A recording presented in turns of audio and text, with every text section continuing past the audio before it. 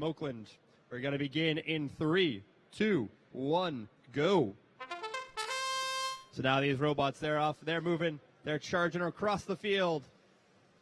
They're going to see which alliance here has the programming to handle the autonomous mode. These robots doing everything on their own free will right now.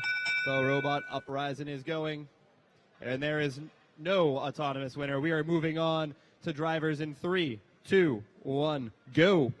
All right, the drivers, they're up, they're going. We have got the Red Alliance trying quickly gobbling up their mobile goal. They've got a hold of their cones. They're adding them on, cone after cone, too. That's the Porta-Botz coming all the way from Portage, Indiana. The Blue Alliance, the Robohawks, they're working it. They're trying to grab a hold of some cones, getting them up and placed onto that blue mobile goal. And 63-58, that's team CBTIS. They got a hold of that blue mobile goal, and now they're adding another cone up and on. Red Alliance going with a strong play. We've got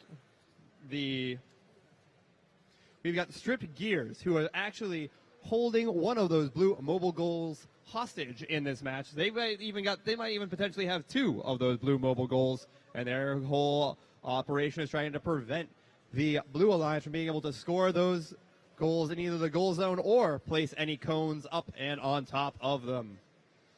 We got 25-67X, the Porta-Botz. They're going. They're just feeding from that feeder station. They're going. They're loading it up. They are stacking that red cone very high. That red mobile goal. Will it be taller than the blue mobile goal? That was successfully scored in that 10-point zone. There's just 7 seconds left. Can they get it? They're placing the Porta-Botz, trying to get it up and placed with 3, 2, 1. And our match comes to a close.